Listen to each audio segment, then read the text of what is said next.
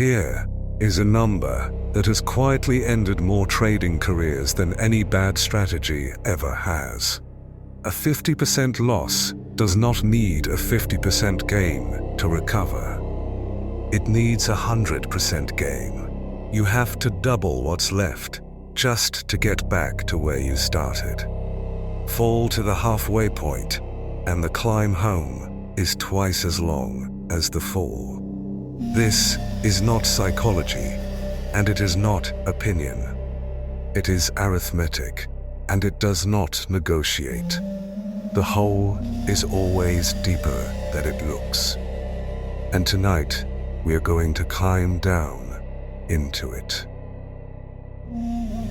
Start at the shallow end, where it feels almost fair. Lose 10%, and you need about 11% to get back to even, close enough that nobody panics. Lose 25%, and now you need 33. The gap has quietly started to open. Do you see it beginning to bend? The loss and the recovery started as near twins, and they are already pulling apart. Every step down, the wall you have to climb back up grows a little steeper than the step you fell. And here is where the reflex does its damage. When the loss is small, taking it is easy math and hard feeling, so you refuse. You tell yourself it will come back, and you wait, because taking the small loss means admitting you were wrong. But the water is rising. The loss you would not accept at 10% is now 25, then 40. The Flinch that saved you a small pain has signed you up for a catastrophic one. And the arithmetic is waiting at the bottom. So watch what happens when the fall reaches its most famous depth. Down 50%. Half your account gone. To recover, you do not need to make 50% back.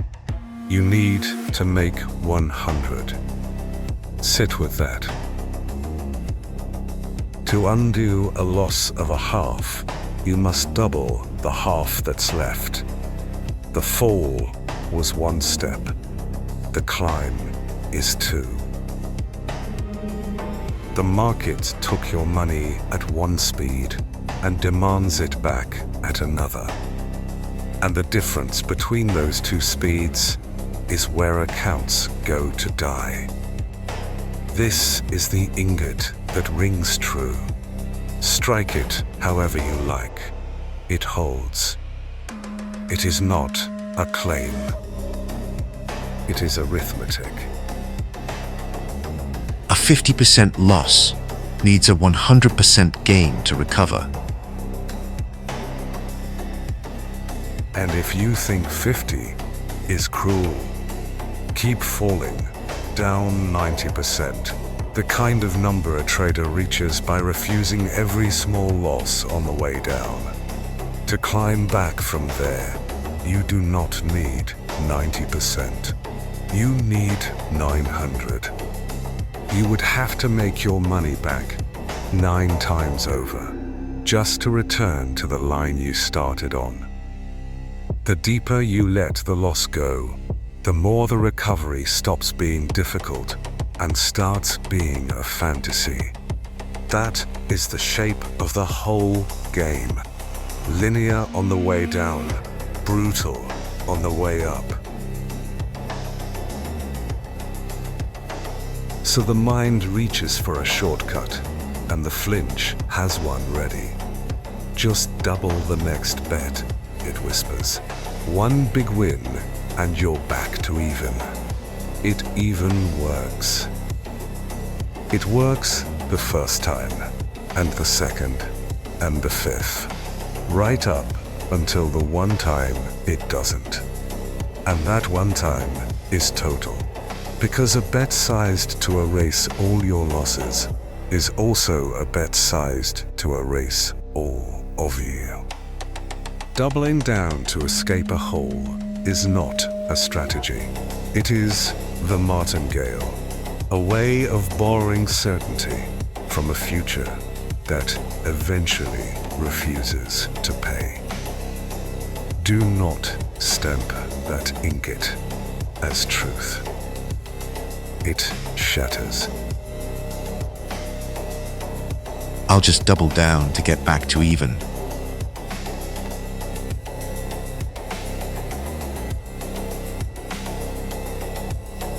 Now we arrive at the math that kills you, even when you are right. A trading system can have a genuine edge, win more than it loses over time, and still wipe you out completely. The cause is not the edge. It is the size of the bet against it. Bet a tiny fraction of your account on each trade, and a losing streak is a bruise. Bet a huge fraction, and the same streak is a funeral. This is risk of ruin, the probability but a run of ordinary bad luck ends you before your edge ever gets the chance to work. A good system, bet too big, is just a slower way to go broke. And here is the part the textbooks miss. Position size is not really a math problem. It's an emotional one. A position sized correctly is one you can be wrong about and still think clearly. A position sized too large owns you. It decides when you sleep and when you panic. You know the feeling. The trade's so big, you check it at 3 in the morning. So big that a normal wiggle feels like the end of the world. If a position is too big to sleep, it is too big to hold, because a size that steals your judgment will cost you far more than it could ever make. So how do the survivors think about all this? They invert it. The amateur wakes up thinking about how much he could make. The professional wakes up thinking about how much he could lose. One archetype of that mind, the risk-obsessed trader, says he is always thinking about losing money, not making it. That the first job is to play great defense, not great offense. Another says he is more concerned with how much he can lose than how much he can make, that he thinks risk first, every single time. They are not pessimists.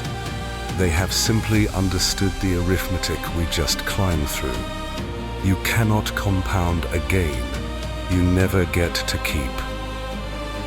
Play great defense, not great offense.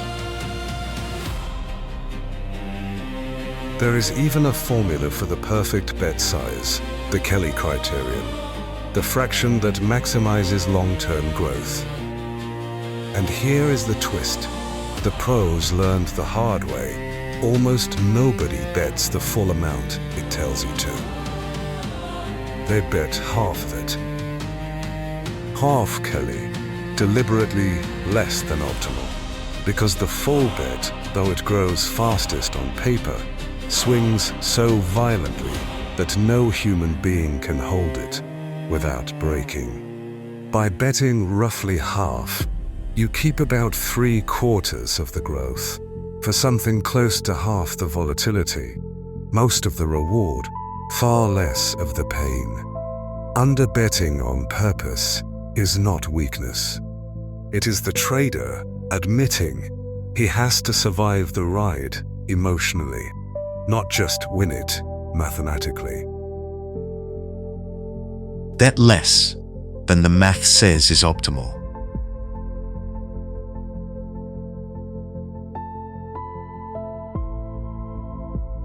If you want to see what ignoring all of this looks like. Look at the man once called the greatest trader alive. Jesse Livermore made and lost fortunes the size of small nations, moving markets by himself in the 1920s.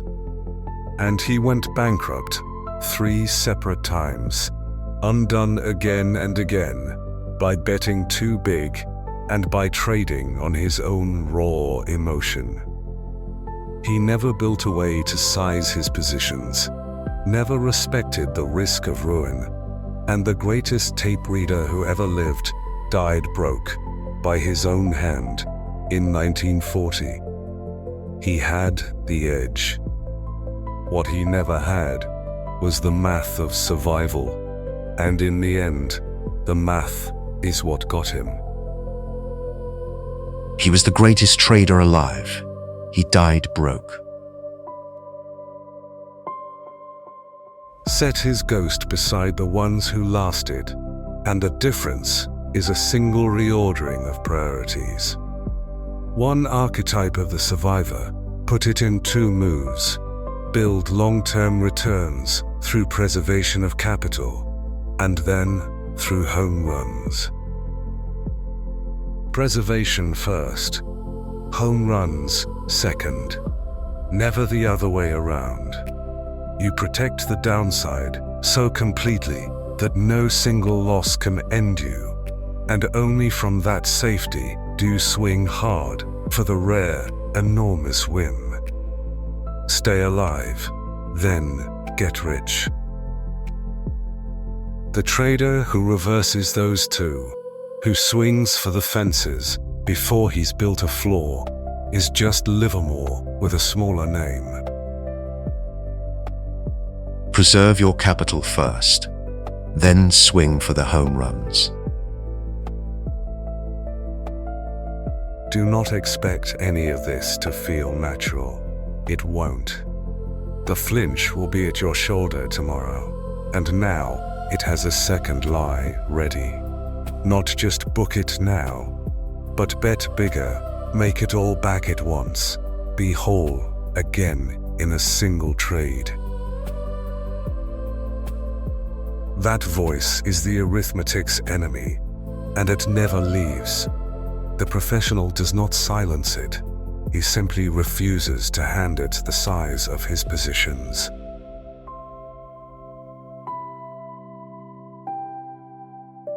So, the discipline of this whole episode collapses into one humble habit: stay small. Small enough that being wrong is survivable. Small enough that you can hold the trade and still sleep.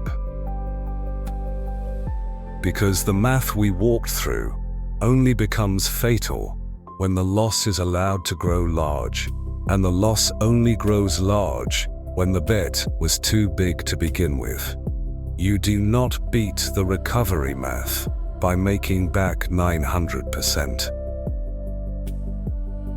You beat it by never falling far enough to need to. Stay small, and the killer arithmetic never gets its turn. So here is your charge. Never let a loss get deep enough to need a miracle. The next time you feel the pull to size up, to make it back faster, to refuse the small loss and let the water rise, remember the shape of the hole. Down 50 needs up 100. Down 90 needs up 900. The climb only gets more impossible the longer you wait to start it. Respect the math, size to survive, and take the small loss while it is still small. Because the trader who never drowns is the only one still there when the tide comes back.